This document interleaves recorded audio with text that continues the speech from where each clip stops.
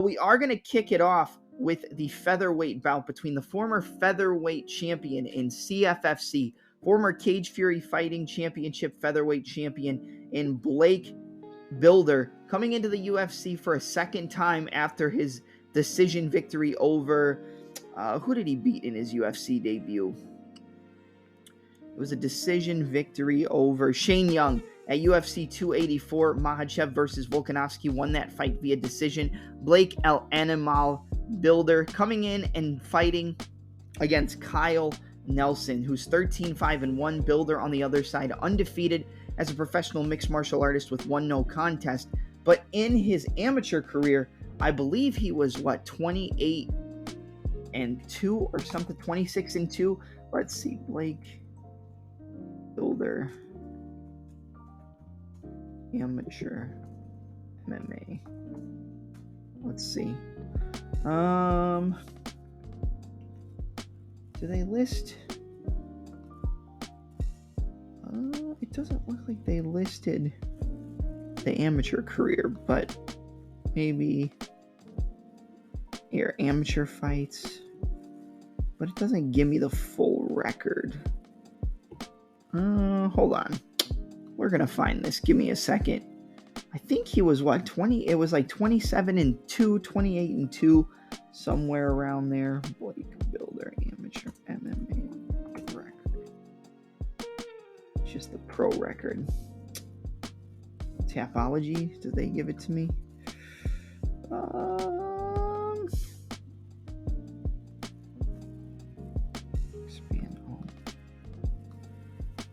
No, it doesn't give it to me, but I believe it was like 26-2, 27-2, somewhere around there in his amateur career. Very, very decorated amateur and fought on the amateur scene for a very long time. He was a Golden Gloves champion as well in boxing and a Brazilian Jiu-Jitsu black belt. I think that this guy, you look at his Contender Series fight and you see how quickly he's able to get the opponents down to the ground, get the takedowns, take the back, get in the top position, and look to work for a submission. And that's what Builder's known for, but he has decorated striking on the feet. He has power in his hands. He has a very good lateral movement style. He's very light on the feet. He doesn't stop moving, and that does affect his cardio the longer the fight goes, but he still has a huge gas tank. He can keep up a high pace for the majority of the rounds, and he can continue to be on his bicycle and not stand stationary for an opponent like a Kyle Nelson to come in and hit him. With Kyle Nelson, a lot of his success comes from decent grappling ability, good takedowns, good ability to push the opponent up against the cage and control them, racking up minutes on the clock. But his main bread and butter is his kicking game. He loves to land that lead kick to the body. He's good at hiding the lead kick behind the lead hand. He'll use the jab, use the lead hook, and use that to fake into a lead body kick, and then he'll throw a rear round kick to your leg, a rear low kick or calf kick, or a rear kick to the body. The style of Kyle Nelson is he's kind of trying to box you in. He's not going to allow you to get the angles you need, moving left, moving right, getting the outside foot angle, getting the angle to the rear side to be able to find the trajectory for your power hand. He's trying to not give you angles and keep you stationary in front of him so he can put points together and rack up decent combinations and rack up points. He is the definition of a point fighter. Blake Builder is also a point fighter, but I feel like he looks for the finishes a lot more. Like I said, good boxing, good hands, very good check hook off that lateral movement. He likes to move, bang, cut that little angle off to his lead side, land the check hook and pivot out. Kind of like another fighter we're going to talk about later in Marc-Andre Barrial, or the power bar, but he's got a good right hand, a good 1-2 down the center, a good jab, but the check hook is probably his best weapon when it comes to landing the most successful punch on the feet. And he also has a sneaky left high kick off the lead side, so if he's circling, moving laterally, he might jab, move laterally, throw the left hook, then fake the hook and come up top with a lead kick to the head. Both men in Kyle Nelson and Blake Builder have good success with their lead left side with the kicking game. But Builder is a much more well-rounded fighter in my opinion. And it's not just because he's a former CFFC champion. The guy, like I said, a Golden Gloves boxing champion and a Brazilian Jiu-Jitsu black belt. He's a well-rounded mixed martial artist. And I think, like I said, on the amateurs, I think his record was somewhere in the realm of 26-2, 27-2, like somewhere in that realm, extensive experience on the amateurs, and then 8-0 with 1 no contest as a professional fighter. He looked good in his UFC debut, and I think the thing I was most impressed with was the fact that he was able to keep up his pace for the majority of those 3 rounds. He was able to keep up the pace, move laterally, land the counters, and yeah, he does get hit, but I don't see a huge power threat on the side of Kyle Nelson. I don't think he can out-grapple Blake Bilder. I think Blake Bilder is one of my most confident picks on the entire card. I see Bilder really looking to roll here. I see him hurting Kyle Nelson on the feet, but I think the majority of the success is going to be in closing that distance, getting into the clinch, working for the body locks, getting to the trip takedowns, or potentially working for the double legs, getting the back, flattening him out, and getting a submission. But I wouldn't necessarily want to play an inside the distance prop or a decision prop because Nelson is durable. He is a tough guy, and he has showed up in fights and done extremely well in fights where we didn't think he was going to do well. So you have to be careful against Nelson because he is a veteran, but his record in the UFC is not that great. So I'm going to go with Blake Bilder. I think this is a showcase performance for him. I think he does get a finish. I'm going to go with a second round rear naked choke submission, but at the same time, I wouldn't bet a prop on this fight. So give me Blake Bilder to win via second round submission. I think on the money line, he's like a minus 260 favorite. He opened at like minus 190, minus 200. He's been bet up, but if you're looking to parlay, I think Blake El Animal Bilder is a really good parlay piece for UFC 289. But I think Bilder's better everywhere. I think he's got the better striking. He's cleaner, much better lateral movement, and I think he just has overall more variety on the feet. And in the grappling, he's going to have the advantages with the takedowns, the top pressure, and the submission threat. So give me Blake Bilder by second round rear naked choke, and one of my more confident plays on the card. All right, up next, we're going to move to a fight in the bantamweight division between Ayman Zahabi, the hometown kid, 9 victories, 2 losses in professional MMA, going up against Orichi Lang. Sorry, I lost my breath there for a second. Excuse me, going up against Orichi Lang. This is a very close and technical matchup. This is a fight that I wouldn't recommend betting on either side, and I think if you look at the betting lines, you'd understand why. You look at the fight between Zahabi and Orichi Lang. Orichi Lang's minus 120, Ayman Zahabi plus 100. 9-2 for Zahabi. And then on the side of Orichi Lang, he's coming back with a record of 24 victories and 9 defeats. So the experience advantage is on Orichi Lang, but Ayman Zahabi has more overall success in his career. You look at Orichi Lang's 24 victories. I'm going to pull it up right now. Out of the 24 wins, he's got 15 decisions and 9 finishes, the Mongolian murderer. So he's more looking to pick you apart, land the better counter strikes, land the long, rangier, cleaner punches throughout the majority of the 15-minute fight, and get a nod on the judges' scorecards. But he has really good counter ability. He does tend to slow down the longer the fight goes. So if Ayman Zahabi's able to pull him into that third round, I think that Zahabi can have some good success. I mean, getting coached by Firas Zahabi, being in his hometown, I feel like he's going to have a lot of motivation coming into this fight. Out of his 9 losses, he's only been finished twice. Those were both via submission.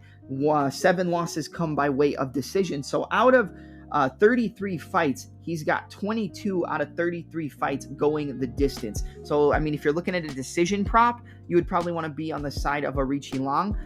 But again, it's kind of like 50-50. I mean, he wins more than he loses, but 7 losses by decision, 15 wins by decision. So he's doubling up the wins compared to the losses, but almost all of his losses have come via decision. So it's not necessarily, going to be 100% that he gets that nod on the scorecards. And I think the majority of the reason why is that he tends to slow down in that third round. When you look at Ayman Zahabi, man, he's a very technical fighter. He likes to switch his stance, but again, he's very solid with the check hook. He likes to go jab and pair it up with the same lead side hook, which can set up the power backhand. That's what Ayman Zahabi is looking to do. He'll walk forward, change stances between orthodox and southpaw. He's got good kicks to the body, good low kicks, really solid grappling, but I think for the majority of this fight, it's going to take place on the feet. If anybody's going to resort to their wrestling, I think it would be Zahabi, and I think it would be a smart weapon against Orichi Lang, because I do think that the distance and range control of Orichi Lang is going to give Zahabi some trouble in this fight. The thing that I like about Arichi Long is his counters are so clean, man. He's very good at using his range. He gets just outside of distance for your counters to not be able to land, and he comes back with clean, crisp boxing combinations and counters to land on his opponent's chin and hurt him. You look at the fight with Jay Perrin, I mean, he's constantly backstepping. The backstep counters from Arichi Long, stepping back, landing the right hand, jabbing, 1-2, jab, lead hook, right hand, lead hook, throw the lead hook on his own, fake the jab, throw the lead hook. I mean, his combinations are crisp, they're clean. He uses his length and reach to the best of his ability, but his head movement is a little bit questionable. He's very stationary, but that comes with being the tall, long, rangy fighter. A lot of the times the tall, long, rangy guys are going to want to keep their head on the center line because they're so used to being outside of the range of their opponents with the builds that they were blessed with, that a lot of the times they can stay out of range of the opponent's counters or the opponent's power shots without having to slip to the left or right side, without having to pull back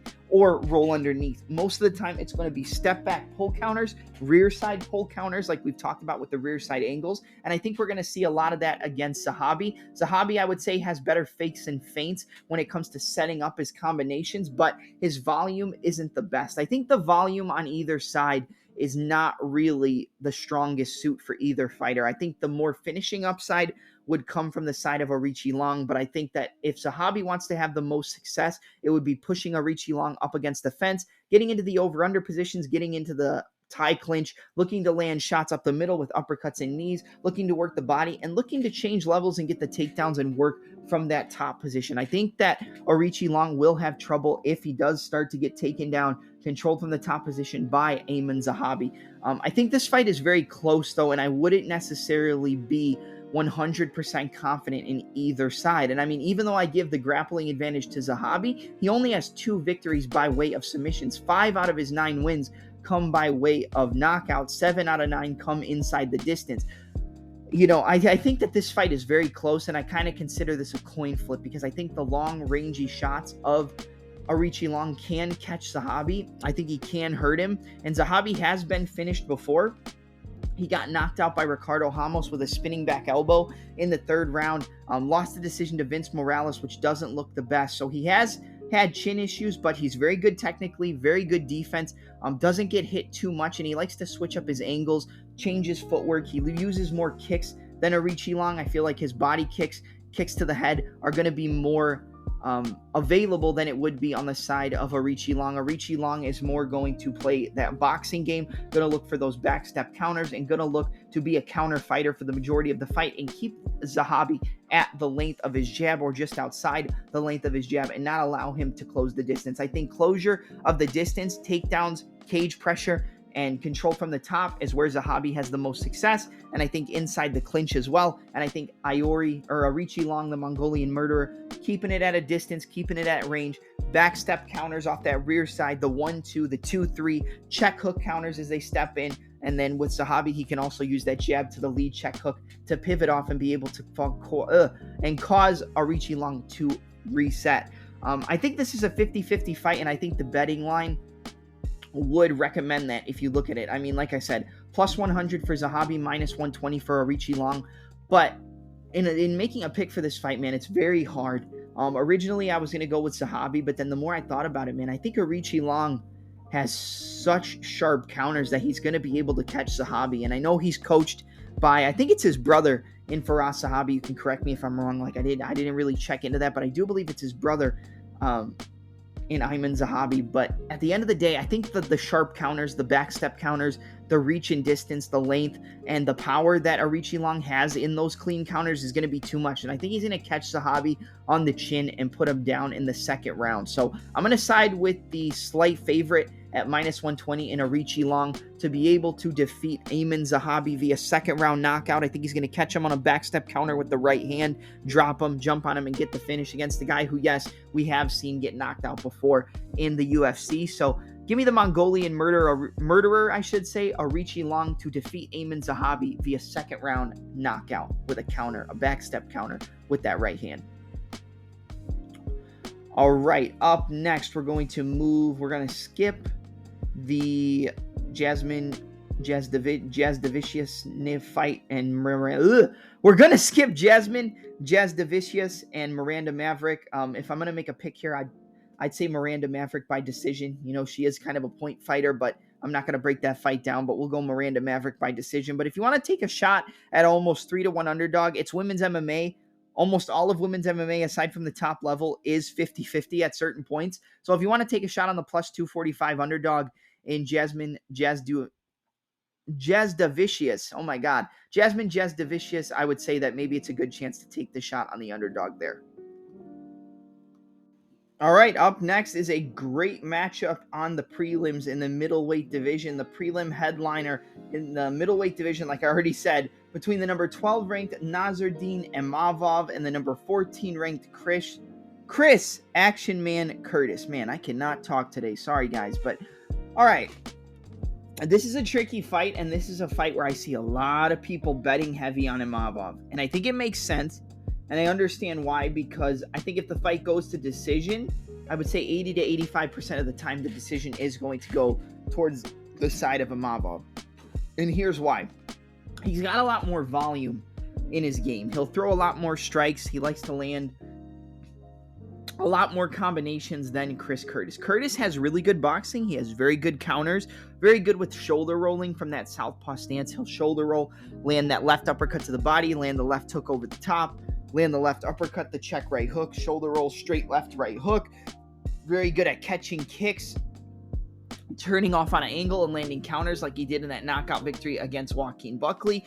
But we've seen multiple times that if Chris Curtis can't find his shots and you're able to pick him apart, poke and prod, land your volume combinations and use your lateral movement, and he keeps walking into those shots and not having the appropriate time to set up those counter combinations, that he will get outpointed and will get picked apart. I mean, you look at the fight with Kelvin Gastelum, that's a fight that I thought Chris Curtis did win via decision, but going back and watching the fight, I could see how Kelvin Gastelum clearly got the first 2 rounds and then Curtis got the third, and especially after that headbutt that caused the knockdown. But the judges may have thought it was a punch. Even without that knockdown situation, I think that Kelvin Gastelum was not a bad call for that fight. I did tell people to bet on Chris Curtis for that one, and I had bets on Curtis myself, so I definitely wasn't happy when the decision went to Gastelum originally, but it was a very close fight on a rewatch, and I understand why Gastelum got the win there. But I think the counter ability of Chris Curtis is very solid. Like I said, very good left uppercuts to the body, good check right hooks, good 1-2s. His boxing is very crisp and very clean. And he has a lot more power than Nasruddin Imavov. He's going to have a lot more power, but the volume and I think the technical side of an overall mixed martial arts game is going to go to the side of Nasruddin Imavov. And I think people are going to look at the last fight with Imavov and Chris Curtis's training partner in Sean Strickland and think like, oh, well, he slowed down. He was getting picked apart. He was getting out-volumed. He was getting landed on a lot. He slowed down in the later rounds. Think of it this way. Number one, that was a 5-round fight. This is a 3-rounder. So the cardio from Imavov is going to be a lot better. Number two, in terms of volume combinations and striking, Chris Curtis and Sean Strickland are on a completely different planet in a completely different galaxy. I know they're training partners. I'm sure that Strickland is giving Curtis some tips on how to beat Imavov, what combinations to land. I'm sure he's telling Curtis to be more active with his volume, throw 3-4 punch combinations, always on the counter, throw 2-3-4 shots, don't only throw one, because Imavov can fight you with one shot, and he can pick you apart with that jab, stay on his bicycle, use his lateral movement, 1-2 down the middle, front kick, jab, lead hook, right hand, 2-3, cross hook, pivot off. He's got good footwork and lateral movement, and it's not easy to track down a guy like Imavov. I think in a 5-round fight, I would more want to side with Chris Curtis. But based on the fact that it's a 3-rounder, based on the fact that Curtis doesn't have near the volume on the feet that Imavov or that Strickland does, I think we're going to see Imavov have a lot more success here. The only thing I would worry about is if you are on the side of Imavov, have to worry about the power of Chris Curtis, because I do think Curtis has enough power in his punches either to the body with those uppercuts as the Imavov tries to close the distance, or the counter hooks as the opponent tries to close the distance. He has so much power in his hands that I think he can hurt Imavov and put him down. Now, we haven't seen Imavov finished in his UFC career, but I think that Chris Curtis's power with the boxing combinations and ability that he has, I think he does have the ability to hurt Imavov and catch him on the chin and drop him. I don't think you should bet this fight from either side. I mean, I think if you look at the betting line, it makes sense. You have Imavov minus 150, Chris Curtis plus 130. I would probably put that at around the same line. I think by the time we get to fight night, that Imavov will probably be at minus 165. I'd say minus 165, minus 170. I think more people are going to side with Imavov. And I think there's good reason too at that point as well.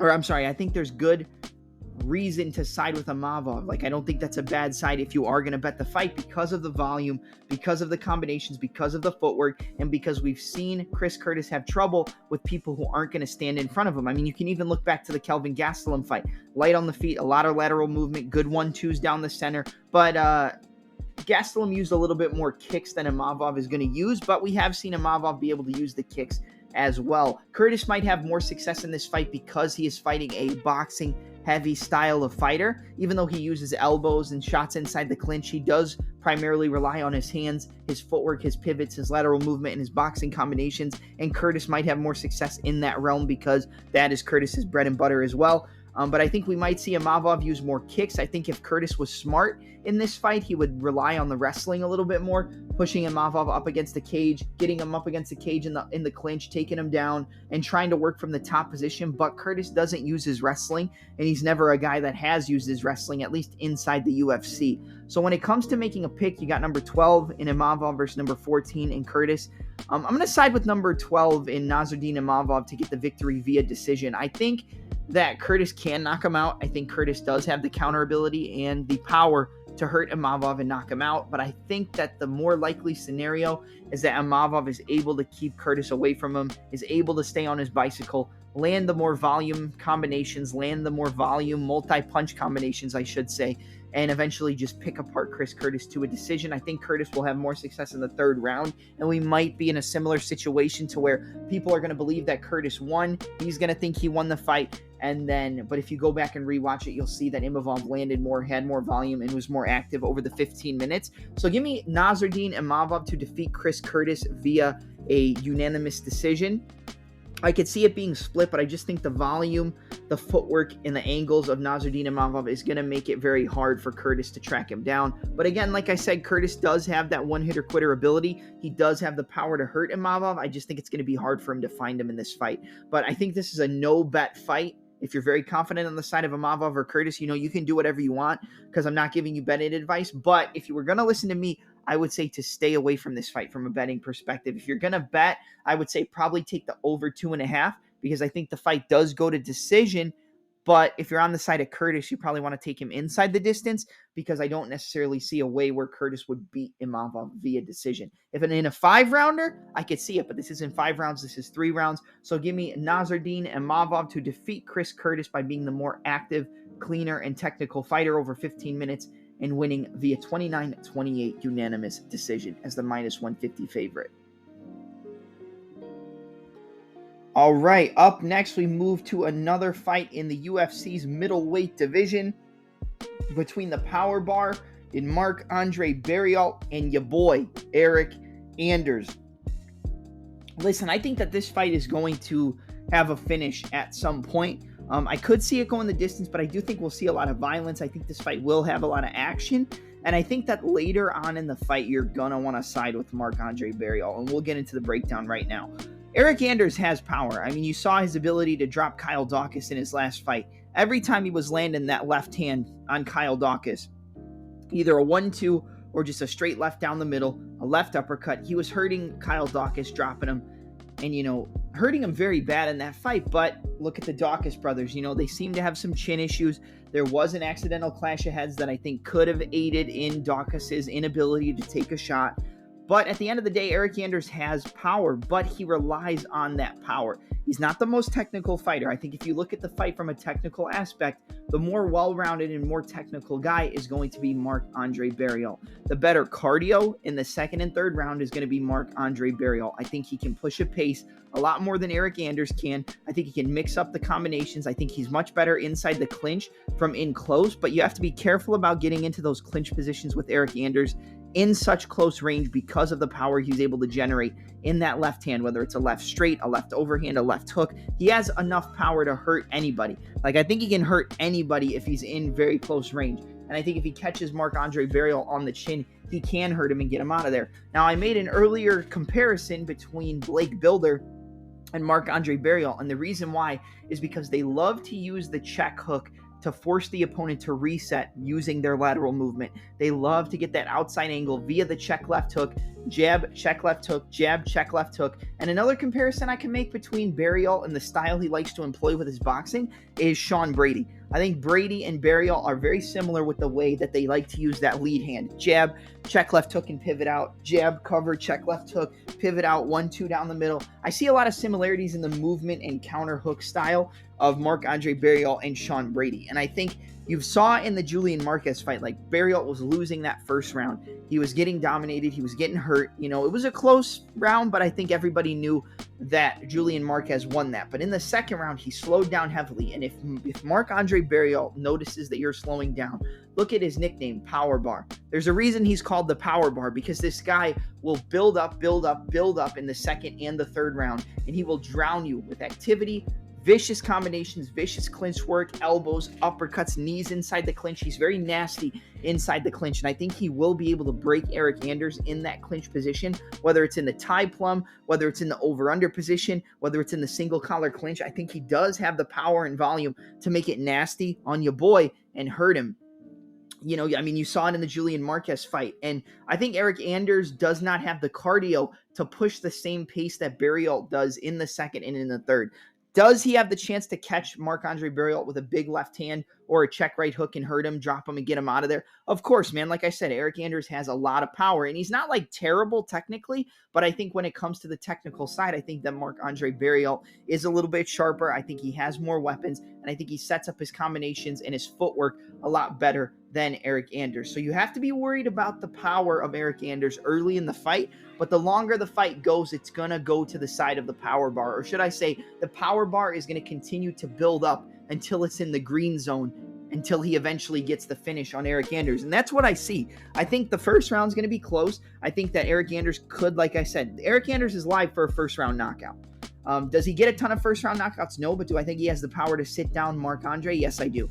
But the longer the fight goes, I would say to look for a third-round TKO prop or a Marc-Andre Barriault in round 3 or round 2. I would say mainly play round 3 because I think Eric Anders is a little bit more durable than Marquez, and I think he has better cardio, but I do think he still will slow down. I think he makes it to the third round, but I think he slows down heavily. Barriault puts on that pressure, the volume, pushes him up against the cage, and land vicious knees, elbows, uppercuts inside the clinch and makes it nasty, and eventually gets that TKO in round 3. So I'm going to go with Marc-Andre Barriault, the power bar. Marc-Andre Barriault to defeat Eric Anders via a third round TKO. I think the cardio, the volume, the pace and pressure early, Anders is live, but late, it's all the power bar in Barriault. So Marc-Andre Barriault to defeat Eric Anders via third round TKO. From a betting side, I don't love it. Like the minus 145 for Barriault is the favorite, plus 125 for Anders. But I think round 3 is a decent prop to look at for Marc-Andre Barriault. Marc-Andre Barriault in round 3 or Marc-Andre Barriault in round 2. But I would say more look to round 3 because Anders is a durable guy. I would say Marc-Andre Barriault round 3 would be my best betting tip for the fight. But again, do what you will, make your own bets. But the pick is Marc-Andre Barriault, third round TKO. All right, man, next fight up, we got Nate the Train in the UFC. Nate Train in the UFC, Clarksville. Nate the Train Landor getting a shot at the top 15 in the featherweight rankings, been taking on the number 13 ranked Extreme Couture trained Dan 50K Ige. Man, I love this fight. This fight is fan friendly. This fight is violent. This fight, more than likely, knock on wood, because we're not trying to jinx it, is going to finish inside the distance. And I think that finish comes on the side of Dan Ige. I really like Ige in this spot. You look at his last fight, he fought Damon Jackson. I bet Dan Ige by knockout in that spot. I know there were some people on the side of Damon Jackson, but I think that was a tailor-made fight for a guy like Dan Ige. Ige's very good with his lateral movement. He has very good boxing combinations, good counters as the opponent tries to close the distance. You saw the right hand counter against Gavin Tucker that sat him down in round 1. You saw the left hook counter off the right hook to the body that sat down Damon Jackson and knocked him out as well. Very good counter hooks, good counter uppercuts, good 1-2s, and good lateral movement. Shout out to Barry Robinson. I'm going to use tactic that he likes to call stirring the pot, and I think Ige is very good at that, where you use your lead hand, you move it in a circular motion, up and down circular motion, and you get the opponent to focus on that, and all while you're doing that, you're setting them up to move towards that backhand so you can set up that power cross, a power uppercut, or a power overhand. And Dan Ige does that with the stirring the pot. He keeps that rear guard up, he uses the lead hand, and likes to use that to stir the pot, and he gets the opponent to kind of get mesmerized, and then they step in, he counters right hand, counters left hook, counters right uppercut. And I think this fight is tailor-made for Dan Ige. It's similar to the Damon Jackson fight. I think they're trying to build up Ige to move back into the top 10 and face off against some of those top contenders again. And I think this fight is definitely the way to do it. Nate Landwehr, yeah, he's got the cardio, the pace. He's very durable. But if I had to pick a durability side in this fight, I'm going to go with the guy who's never been finished in Dan Ige. Yeah, Ige's been dropped, but he comes back, he fights, he's a warrior. Nate Landwehr, he's the same, man. Both these guys are warriors. Landwehr was pretty much dead to rights against David Onama. I mean, he got dropped bad, hurt, awful. Like, it looked like he got shot, like right in the head, just with a headshot from a sniper, fell down, almost looked like he was out cold, came back, put on the pace, put on the volume combinations, pushed him back with the wrestling, pushed him back with the clinch, landed 5, 6, 7, 8, 9, 10, 15 punch combinations, slowed down David Onama, and eventually got him out of there. I think he got him out of there. It might have been a decision, but let me see, actually. We'll check that out. I think he got him out of there. Let's see. Maybe he did survive. I think, you know what, now that I'm thinking about it, I think he did survive.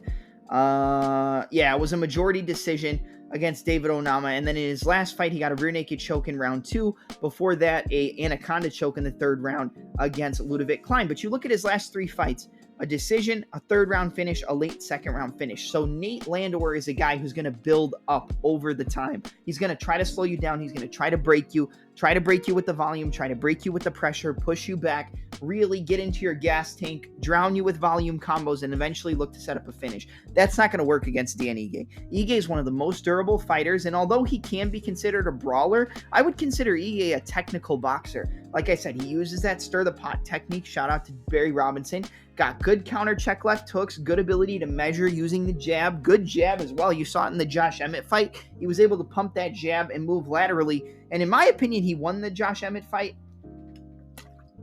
but it was a very close one. And he used that jab to really stop the power shots of Josh Emmett. And Nate Landwehr isn't a power fighter. He's more volume fighter, so maybe the jab won't work as well. But he's got a very good lead hand, a good left hook, good check hook, really solid jab, and ability to move laterally and circle off while using the jab to then set you up to land that power right hand, power uppercut. Good body shots to step back counter hooks like he did against Damon Jackson. Right hook to the body, step back left hook up top to the head. I think the power of Dan Ige, the counter ability, and the technical side are going to be a big problem for Nate the Train here. And I think the Train is going to get ran the fuck over. Shout out to Mike Finch from the money line. He said it himself. The Train is going to get ran the fuck over by Dan Ige this weekend. I think Ige will sit down Nate Landwehr and get a TKO. We've seen him hurt multiple times. We saw him knocked out in the 1st round against Julian Erosa early in round 1. We've seen him get sat down, hurt, wobbled in a bunch of the fights, but a lot of the times he can come back. I don't think he comes back, and even if he does, he's not going to break a guy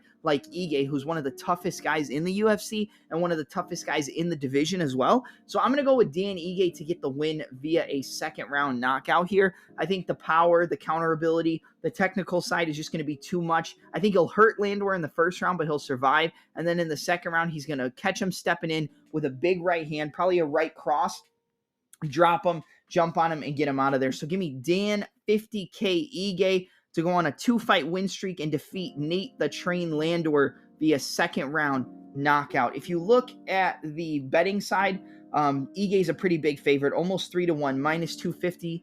Nate Landwehr plus 210. You know, a lot of people side with Landwehr as the underdog. I've seen a lot of people have success siding with Landwehr. I faded him a lot in a lot of his fights. I faded him against Austin Lingo. I faded him against David Onama heavy. And I'm fading him again here. So maybe the third time is the charm, at least in that little brief set of fights, that I will be right on fading Nate the Train, and the Train gets ran the fuck over by 50K. But I think Dan Ige on the money line is a decent play if you're looking to parlay. I think Ige and Builder is a good parlay piece if you're looking at a two-legger. I also think Ige by knockout and then Blake Builder is a good parlay as far as like earlier fights on the card. And those are some of my more confident plays. So I would say Blake Builder, I already said, was my most confident play. I think Ige and Ige by knockout is going to be my second most confident play for the card. But yeah, give me Dan 50K Ige to defeat Nate the Train Landor via second round knockout, catching him with that right hand and sitting him down. All right, and up next we move to a battle in the UFC's welterweight division in the featured fight of the evening between proper Mike Malott and Adam Fugit. Mike Malott comes into the fight with a record of 9 victories, 1 loss, and 1 no contest. On the side of Adam Fugit, or Adam Fugit, I've heard some people say, he comes back with a record of 9 victories and 3 defeats.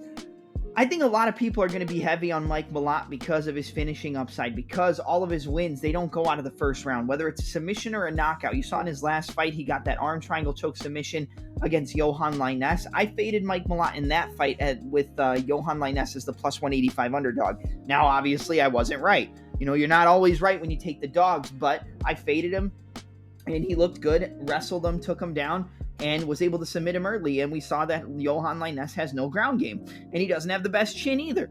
But going up against Adam Fugit, or Adam Fugit,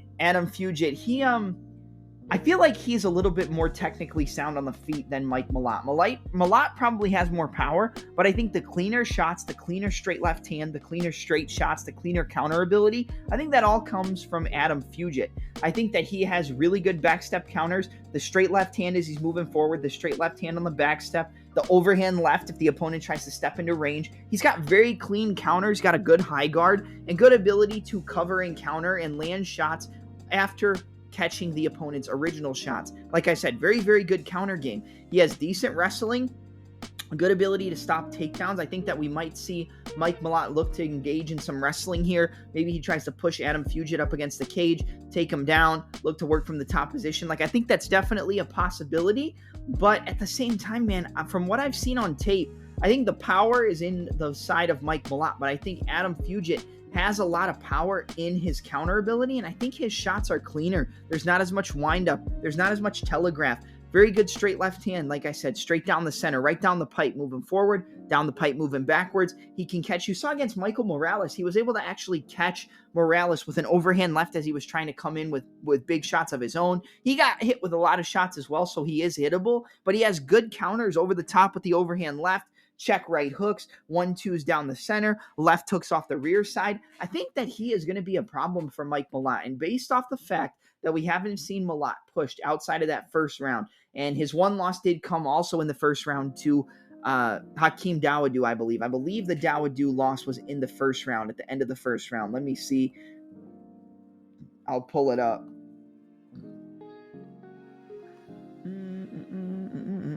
Yeah, 4:13 in round 1, but all of his other wins, 36 seconds into round 1, a minute 42 in round 1, 39 seconds into round 1, 3:41 in round 1, 4:15 in round 1. But, you know, we haven't seen this guy pushed outside of that first round. And you look at his opponent in Adam Fugit, 9-3 as a professional mixed martial artist. He's got 8 finishes out of those 9 victories, so he has knockout ability of his own, right? Only 1 fight out of his wins have gone to decision. He's been knocked out twice, went to decision once. So, like I said, the durability might be a problem against a power puncher in Malott, but he won his last fight via TKO in round 1. Before that, he lost via TKO in the 3rd round against Michael Morales. Yeah, he was clearly losing the fight, but he had a good account of himself in that fight. Before that, a TKO in round 1 against Solomon Renfro, a TKO in round 2 against Devin Brock, a submission in round 3 against Reno Ramigo, a Kimura submission in round 2. I think that he will be able to grapple with Malott. I think he will be able to push the pace on the feet. He is going to have to worry about the power. Like I said, I think more power comes from the side of Malat, but Malat's very, very reliant on winding up. He's got good kicks as well, I think, or Malat does.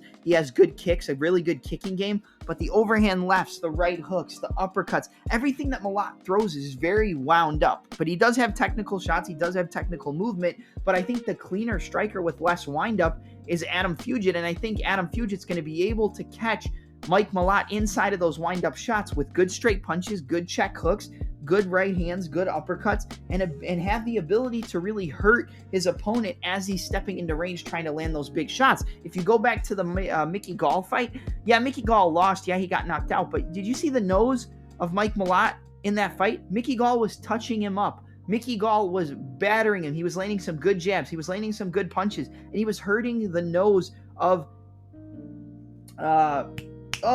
proper Mike Malat. I think Adam Fugit is the side here. And coming in as almost a 2-1 underdog, I think you got to play Adam Fugit. And I think it's possible you play Adam Fugit inside the distance. But he has the more fight experience. He has more round experience, getting out of the first round, going to decision, getting into that third round, and still having the cardio to push it.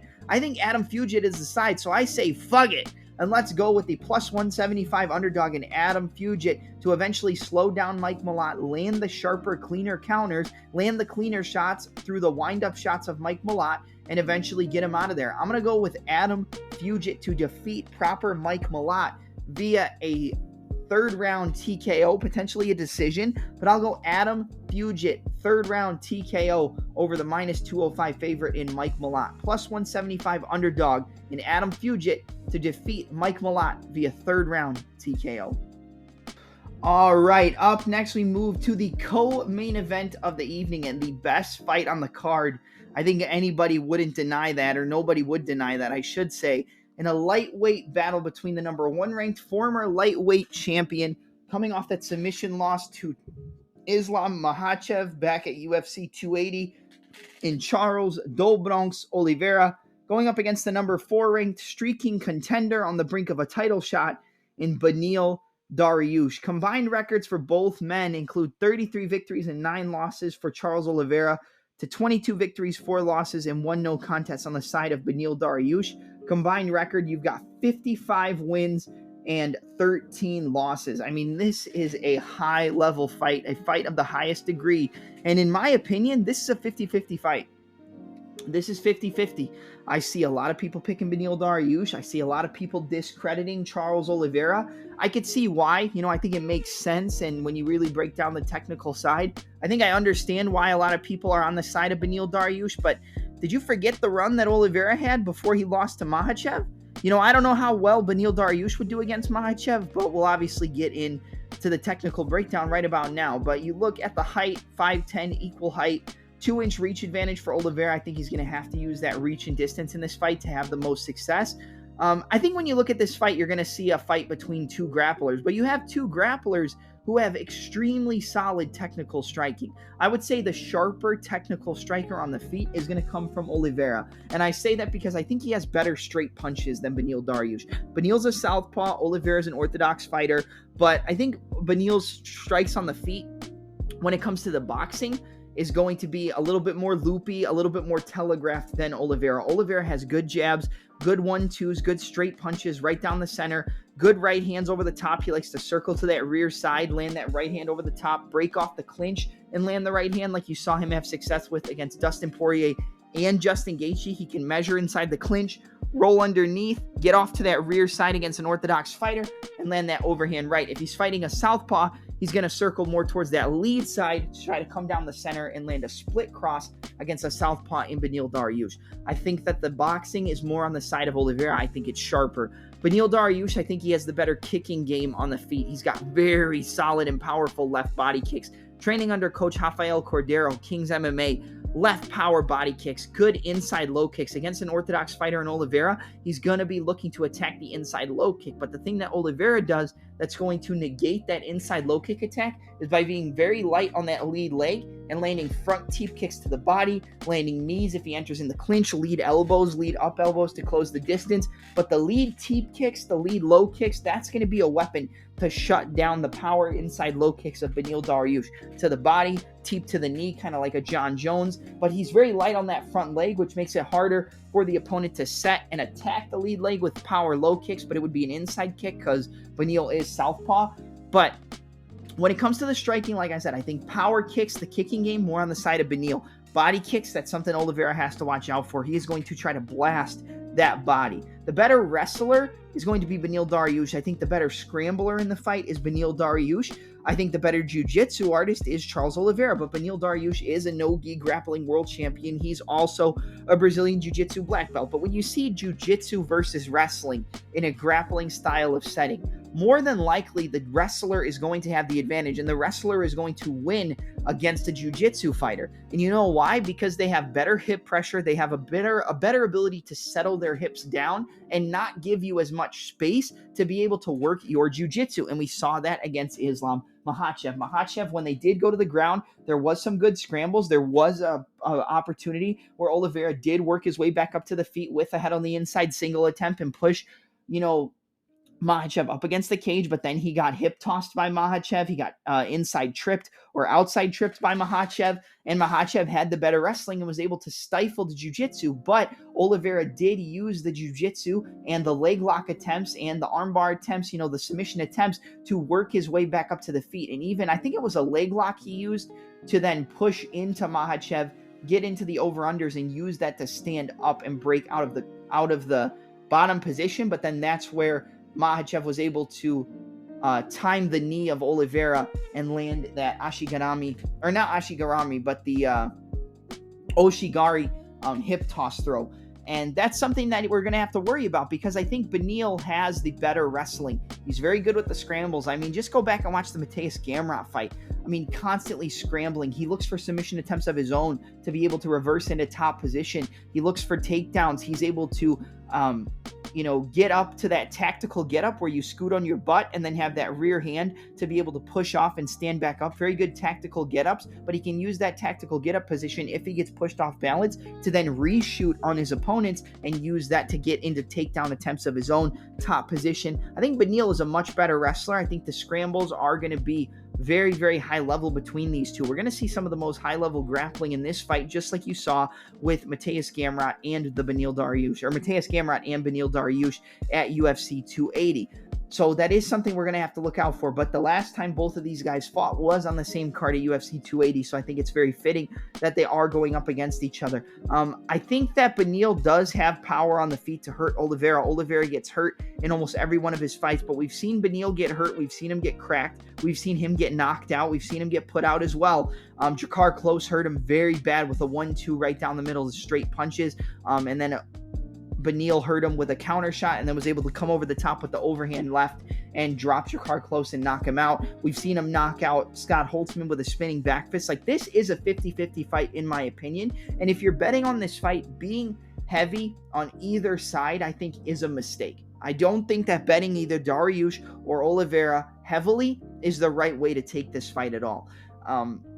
I think a lot of people are discrediting and disrespecting Oliveira after that loss to Makhachev. And we don't know what Dariush and Makhachev would look like, but I do think that Dariush may make it a little bit more competitive with the wrestling transitions. And like I said, I think Dariush is the better overall wrestler, better scrambler than Oliveira. But at the same time, Gamrot didn't have the submission threat that Oliveira has, so maybe he won't be as eager to scramble with a guy like Oliveira because he could get caught in a leg lock. He could get caught in a guillotine off a takedown attempt like he caught Kevin Lee with. He could get caught in a Kimura, get switched to an armbar, switched to a triangle choke. Like, the submission threat is much higher on the side of Oliveira for Dariush than it was against Mateus Gamrot. So you have to take that into consideration as well, as maybe Dariush won't be as eager to scramble with a guy like Oliveira who has the submission threat, who has all those wins via submission and can snatch up your neck, snatch up an arm, snatch up your leg in the blink of an eye in those scrambles and potentially get Dariush out of there.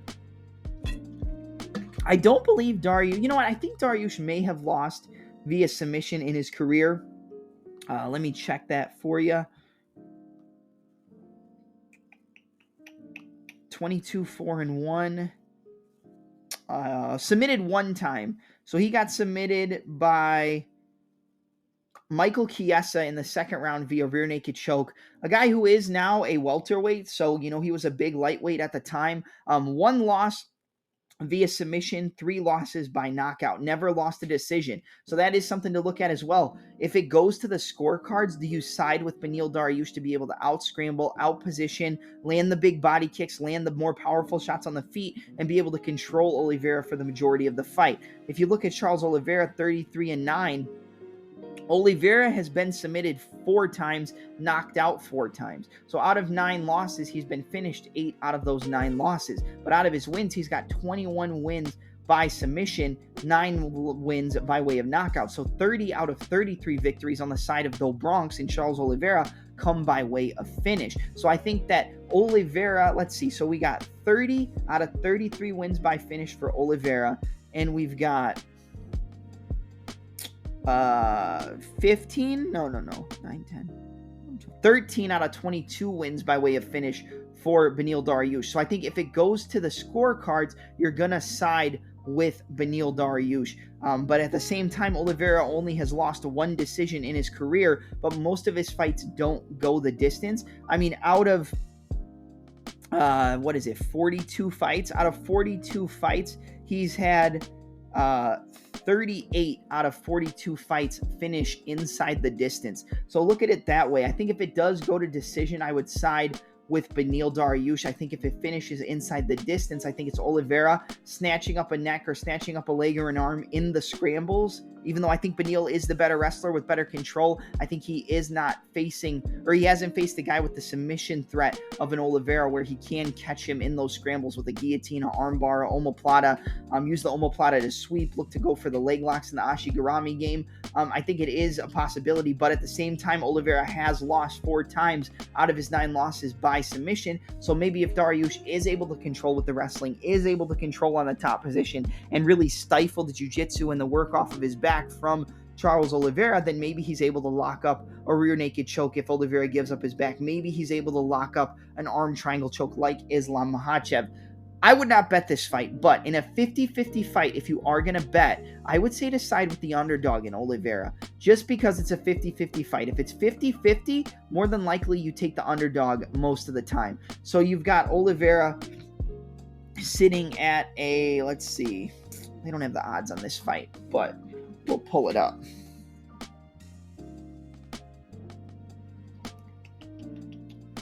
I think he's plus 120, somewhere around there, as an underdog. Hold on.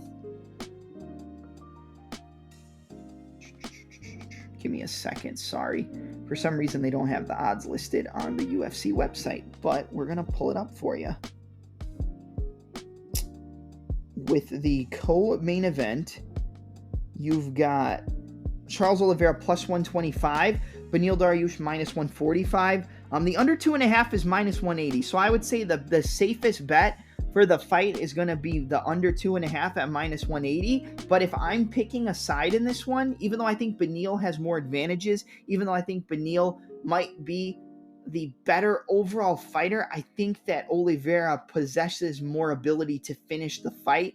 And I think that Beneil has shown durability issues, as has Oliveira. But in a 50-50 fight, like I think this is truly, I'm going to side with the underdog. I'm going to go with the plus 125 Charles Oliveira to defeat Beneil Dariush. I think he catches him with a clean, straight right hand down the center and hurts Dariush. Gets him wobbled. Dariush tries to come back and wrestle and gets submitted. So I'm going to go with Charles Oliveira to defeat Beneil Dariush via a second-round guillotine choke submission. I know that Beneil is a guy who I don't think, like we said, we talked about this already. How many times has he been finished by sub? Once? Yeah, just 1 time out of his 4 losses has come by submission, but it was against another high-level wrestler and jiu-jitsu artist in Michael Chiesa, and he lost via rear naked choke in round 2. Even though Chiesa is a welterweight now, I think that Dariush hasn't used his scrambling ability in wrestling against guys as dangerous as Oliveira, who is one of, if not the most dangerous jiu-jitsu artists in the game. But again, we said the same thing about Islam Makhachev, where I picked Oliveira to win, and Oliveira got out controlled, got controlled from the top, and got pressured and finished himself. by submission. So I think it's 50-50, but give me the underdog in the plus 125, Charles Oliveira, and give me him to get it done inside the distance via second round guillotine choke off hurting Beneil on the feet with a straight right hand. He shoots a bad takedown as he's wobbled and gets locked in that guillotine choke as he's hurt. So give me Charles Do Bronx Oliveira, the number 1 ranked Charles Do Bronx Oliveira, to defeat the number 4 ranked Beneil Dariush via second round guillotine choke submission. But betting side, I don't love it. But in a 50-50 fight, take the underdog at plus 125. But the safest bet is the under 2.5 at around minus 180. But the pick is going to be Charles Do Bronx Oliveira by submission. And now we move to the main event of the evening for the UFC Women's Bantamweight Championship between the champion and the 22-5 double champ, Amanda the Lioness Nunes, coming off of that title regaining performance where she defeated Juliana Pena via decision, taking on the number 5 ranked Irene Aldana, trying to get the 3rd active UFC title for Mexico in the premier mixed martial arts organization in the world. Aldana comes into the fight with a record of, I believe, 14-6. 14 victories and 6 losses, coming off of that up kick KO via liver shot, which we don't ever see over Macy Chasson in a fight where she looked like she was on her way to losing a decision.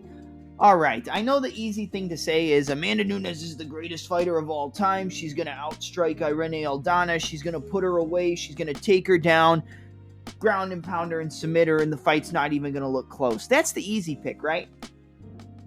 Sure it is. You know, if you picked Amanda Nunes every time she fought, you'd be up a hell of a lot more units than you'd be down. But at the same time, man, I think Irene Aldana is a terrible matchup for Nunes. Because Nunes can use her wrestling. She can use her grappling. She can take down Irene Aldana, have success, get to the mount, ground and pound her, potentially submit her. I think that is the smart option. Smart option for Amanda Nunes to win the fight. The path of least resistance is to take down Irene Aldana, who doesn't have the best takedown defense. She's got a 81% takedown defense rate. So it's pretty high on the stats, but I think if Amanda Nunes wants to take down Irene Aldana, she'll take her down. But if you look at the takedown accuracy of Amanda Nunes, she's got a 56% takedown accuracy rate. So, you know, she gets about half to a little over half of the takedowns that she shoots. She looks to shoot around 3 takedowns per 15-minute fight, or 1 takedown a round. I think if she's smart, she uses more takedowns in this fight than she normally does, because I think the boxing of Irene Aldana, let me tell you something. Even though Amanda Nunes fought aggressive in the fight against Juliana Pena the first time, even in the second fight, even though Amanda Nunes won, she was still getting clipped with big shots from Juliana Pena. You play that game against Irene Aldana, and she's going to knock you the fuck out. Irene Aldana will clip Amanda Nunes on the chin if she fights recklessly, put her down, and finish her. She's got one-hitter-quitter knockout ability. We've seen her hurt high-level opponents. She's got a ton of finishes in her career, and that left hook is beautiful. The pivot, the slip to the lead side, pivot on the lead leg to circle off, slip and pivot, slip inside to counter. She's got very good head movement, good lateral movement, good circling ability. I think her footwork and her counter boxing and the jab that she possesses is going to give Amanda Nunes a lot of trouble. And you know what the first shot that Juliana Pena was able to have success with was against Amanda Nunes? It wasn't her big right hand. It was her jab. The jab of Juliana Pena was poking Amanda Nunes over and over and over again. And that's what led up to her getting tired, getting hurt, and eventually quitting. Yes, she made it through the second fight, but there was points where it was close and it looked like Pena was going to get her out of there again and make her quit. I don't think that Aldana is going to have much success if she does go to the ground. However, she does have submission ability, man. Like, she can throw up leg locks from her back. She can throw up arm bars. She can look for Kimuras, and she will threaten with subs off of her back. But I do think that Amanda Nunes is the much better grappler, so I don't think that that's the smartest idea. And the best option for Irene Aldana is to play just outside of boxing range to allow her to step into range with her cleaner, much sharper boxing than Nunes and pick her apart. And you know what? That's what I think is going to happen, man. I'm going with the big underdog here in Irene Aldana as the plus 265 underdog. I hope she gets up to plus 300. I hope she gets up to plus 300 because I'm going to be playing Irene Aldana on the money line, and I'm also going to be playing Irene Aldana by knockout. I think she catches Amanda Nunes on the chin with that beautiful left hook, and I think she drops her and puts her out. I think it's a TKO. I don't think it's a one-hitter quitter knockout, but I think it's possible that she catches her with a one-hitter quitter and puts her out. The kicking game of Irene Aldana is extremely decorated as well. She has question mark kicks off the lead and rear leg. And you're going to say, well, she fought a really good boxer in Holly Holm and was getting picked apart with her footwork, her lateral movement, her in and out style, the point fighting style. Amanda Nunes doesn't fight like that. She never has and she never will. Amanda Nunes comes forward and tries to bully you. And the minute you don't get bullied by Amanda Nunes, she starts to break a little bit mentally because she's so used to walking through these girls. Now, after that first loss to Juliana Pena, she came in the second fight, went to decision, won the decision, won it clearly, dropped her opponent multiple times, but there were points where she got pushed back again, and it looked like maybe Nunes was going to be broken later in the fight. I think that it doesn't even have to be the fact that Aldana is going to break her. She's going to be the much cleaner, sharper fighter. And I think, yes, Amanda Nunes has more raw power. She has more, big wind-up shots and the ability to knock her opponent out. But at the same time, I think Irene Aldana has the ability to out-technique Amanda Nunes, out-smooth her on the feet, and pick her apart, eventually landing a big left hook or a beautiful straight right hand. She can even land a head kick. Like I said, she has question mark kicks off the lead and rear leg. She's a very decorated striker. And, although she has issues against girls like Holly Holm who move a lot, use a lot of footwork, in and out movement, lateral movement, and girls who have a heavy grappling game, Amanda Nunes doesn't move that well. She kind of walks forward, plods forward. She has a little bit of lateral movement, but it's not anything that's really going to stifle Irene Aldana on the feet. Yes, Amanda Nunes has the power to knock her out. She has the power to knock out anybody. But that power is a blessing and a curse. And I think she's going to be cursed by Irene Aldana on the feet. The jab is going to be picking her apart, hurting her. The left hook off the counter, either moving forward with a 1-2-3, a jab into a lead hook to pivot off to the lead side, or a 2-3, or a check left hook. They have power, and Irene Aldana can even just knock her out with a clean counter left hook. It doesn't even have to be a combination. She has so much power and such clean technique with her boxing. I think she knocks out Amanda Nunes here, and I think Mexico gets its third champion in the UFC on its active roster. Give me Irene Aldana to defeat Amanda Nunes, the number 5 ranked Irene Aldana, to defeat the champion Amanda Nunes via a second round knockout, becoming the new UFC women's bantamweight champion, the plus 265 underdog. I'm playing Irene Aldana on the money line, and I'm playing Irene Aldana by knockout at plus 600, plus 650. I think she's got the tools. I think that, yes, Nunes can take her down, out grapple her, work from the top position, potentially ground and pound her or submit her. And that's the smart game plan. But I don't think Nunes is going to look to grapple early. I think she might look to grapple late if it gets into the 3rd, 4th, and 5th. But early, if she strikes with Irene, when she's got her wits about her, when she's got the gas tank, when she's got the ability to slip and pivot, got the ability to use her counter boxing game and counter punching, she's going to knock Amanda Nunes out. So give me Irene Aldana to win the UFC Women's Bantamweight Championship via second round knockout over Amanda the Lioness Nunes. All right, guys, that's going to be it for my UFC 289 preview, predictions, and breakdown. Like we said, UFC 289 takes place this Saturday, June 10th, from the Rogers Arena in Vancouver, British Columbia, Canada.